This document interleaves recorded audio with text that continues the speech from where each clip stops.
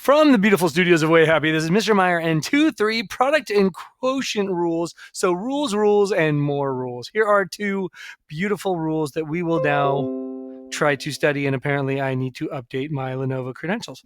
All right, so let's talk about it. How do you find, so up until now, we've had a pretty nice time of taking a derivative and a product of a constant and a function.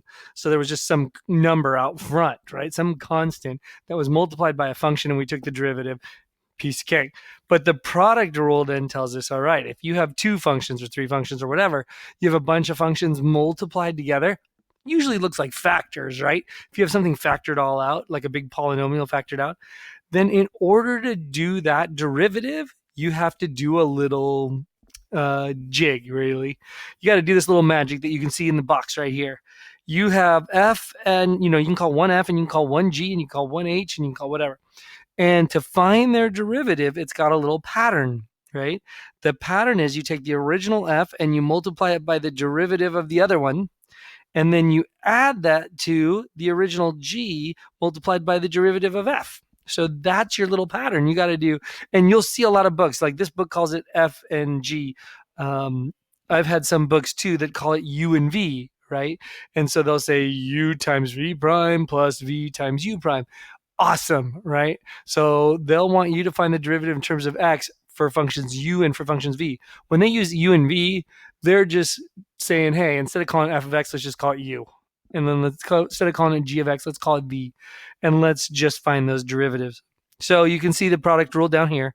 I put in here even like a longer one, so that's kind of nice. Just showing you that you would take f prime and do it times g and h, and then g prime times f and h, and then h prime times f and g. So just make sure you always do one derivative times the other one, or the other ones. And even here, I'll give you an example that you could look over and say, yay, that looks so cool, right? Now I'm going to go on to my example, though. So here it is if I have to find the derivative of h now. So I'm like, all right, maybe we'll do this here. We know what, here, you want me to write them? F of x would be 3x minus 2x squared. G of x, I'm going to call 5 minus 4x. I'm going to say f prime is, what is f prime? That looks like, what is that derivative? 3 minus 4x. And g prime, what's that derivative? That looks like negative 4 to me. Now I got it all ready. I can go into the formula, right? So what is that formula again? H prime's derivative is going to be f of x times g prime of x plus g prime of x times f prime of x. And it's addition, so it doesn't matter which order you put it in, so don't get all worried if I did it backwards or you did.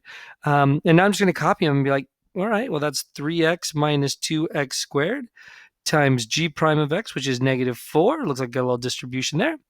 And g is 5 minus 4x, all right. And f prime is 3 minus 4x. So it looks like I got some foiling there. And what do I got? I got negative 12x. And then is that a 2? Plus 8x squared. And then here I have plus, what is that? 15 minus 20x minus 12x. So is that minus 32x plus 16x squareds. And now I can pretty this up. The derivative of that big nasty function that we had would be, so that's 16 and is that 8? So 24x squareds. And then let me get those out of the way so I can see. Negative 32 and negative 12 is what? Negative 44x. And then I have left over a 15. And so plus 15. And there is your derivative using the product rule. Why did that just go away? Using the product rule. So be happy and proud that we have now learned the product rule. See, it's a little different from that constant multiplicative rule, so be careful. All right, let me ask you a question, and I'll be right back. Oh, very nice work. Man, you guys are working so hard. It's good to see. All right, if there's a product rule, then there must be a quotient rule, right? Hey, there is. Look at that quotient rule. All right, so you got two functions that you got to divide, right? And you want to find the derivative of that. not quite as simple as just, yeah, let's divide them. No, not as easy. In fact, look over there. You can read it, right? And you can be like, oh, this looks awesome. It's the denominator times the derivative of the numerator minus the numerator times the derivative of the denominator, all divided by the square of the denominator. Okay. Now, look, if you go and YouTube this, you're going to laugh. Go look at the quotient rule. They got some great, I'll show you some in class, but they have some great ones and they're awesome and you're going to love it. Probably the way I remember it, because, I need to remember something, is this, right? Instead of calling all those things, I call the low the denominator and the high the numerator. And then it's just a little lingle. If you want to find a little jingle. If you want to find the derivative, it's now D represents the derivative, right?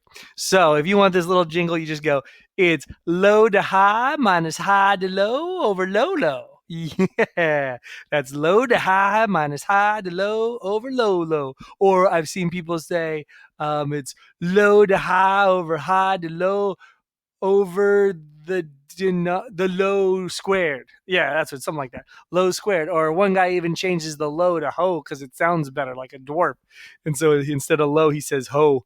So it's ho to high minus high to ho over ho ho. So I mean, it's all there. There's some great raps. Enjoy. So remember, low to high minus high to low over low low, and you will never get a quotient rule wrong. I hope. All right, so same kind of thing I'm going to do from before. There is y, and I'm going to find our good friend y prime, and somebody stole all my fabulous pens, which I'm not happy about. Okay, so here's my pens. So if I'm going to say, f of x equals 5x minus 2, then f prime of x is equal to 5. And then I have g of x is equal to x squared plus 1. And then g prime of x is equal to 2x. And now I can go ahead and do this. I can say y prime is equal to low to high minus high d low, all over low squared. So what is that? The low is the g, right? So x squared plus 1 times low d high. What is d high? Times 5 minus high 5x minus 2 d low, which is 2, all over low squared, x2 plus 1 squared. And boom, there's your derivative. Of course, I'm going to clean that up, but that is the derivative using the quotient rule. So I got 5x squared plus 5 minus 10x plus 4 all over x squared. I'm going to leave this factored like this because I can't really factor it anymore. Most people like their stuff factored, so I'm going to leave it like that. Minus 5x, was that plus 9? I wish that factored. It doesn't. X squared plus 1 squared is equal to y prime. Boom! Low to high minus high to low over low, low. Done. Love it.